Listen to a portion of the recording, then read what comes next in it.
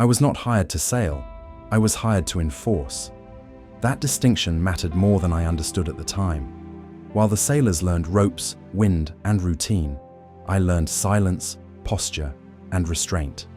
From the first day, my place was clear.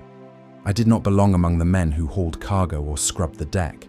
I belonged slightly apart. The uniform did that for me. It was not finer than theirs, only different. Different is enough to create distance.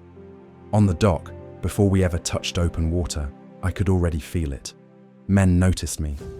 They noticed the weapon. They noticed the way officers spoke to me and not to them. No one explained why the rules existed. They never do. Rules are not meant to be understood. They are meant to be followed. The officers spoke in short sentences. Clear instructions. No hesitation. No room for interpretation. That was my role. To carry those instructions forward. To make them real. When the ship finally pulled away from the harbor, the city faded into mist behind us. I did not feel excitement. I did not feel fear. I had crossed water before. I knew waiting. I knew boredom. I knew the weight of long hours spent watching nothing happen. What I did not yet understand was how small authority becomes at sea. On land, power has room to spread. On a ship, it presses inward. Every command echoes. Every mistake is seen. Every hesitation has an audience. I told myself discipline prevented chaos. That order kept men alive. That belief felt solid when we left port. It would not remain that way. Chapter 2: Control at Sea. The ocean strips men down slowly. It does not rush. It does not need to. Days without land soften patience. Hunger sharpens resentment. Sleep breaks into short, restless fragments. Time stretches, not forward but outward.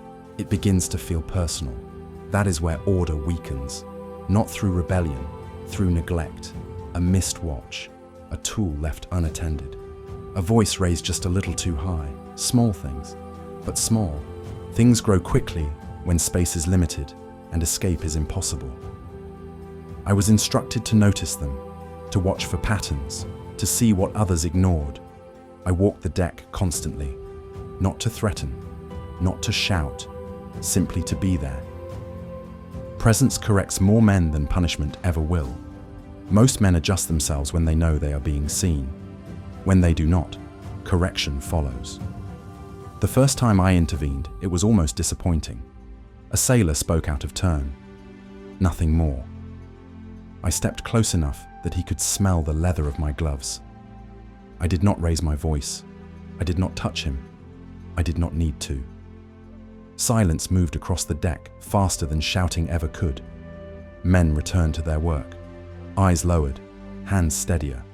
I told myself this was discipline, necessary, clean. The company prefers order that does not leave marks. Marks raise questions. Silence does not. Chapter 3: When order requires force. Eventually, presence stops being enough.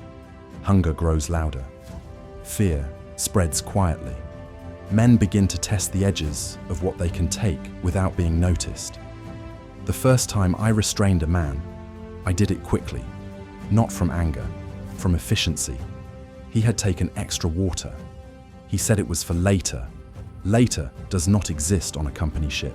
The punishment was carried out on deck, not hidden, not delayed. All eyes were forced forward. No one was allowed to look away. I did not hesitate. If I had, I would have become the lesson. The man did not scream. That stayed with me longer than if he had. When it was over, the deck returned to motion. Ropes pulled, sails adjusted, work resumed. That night, I cleaned my weapon by lantern light, not because it was dirty, because my hands would not rest. I told myself I had followed orders, that refusing would change nothing. That distance makes obedience possible. Those thoughts came easily in the dark. They were harder to believe in daylight. Chapter 4: Land does not end authority. In Batavia, the uniform matters more. Here, authority is not implied. It is built into stone walls, contracts, and armed patrols. On land, The company does not rely on silence, it enforces openly. I escorted men who no longer argued. Some arrived as sailors, some left as something else.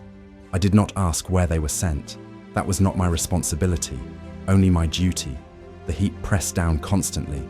The port never fully slept. Even at night, the air carried movement and noise. When the port finally quieted, I understood the truth. The company did not give me power. It gave me distance. Distance from consequence, distance from responsibility, distance from the men whose lives I controlled. And distance makes obedience easy. If you want more POV stories about the VOC, please subscribe.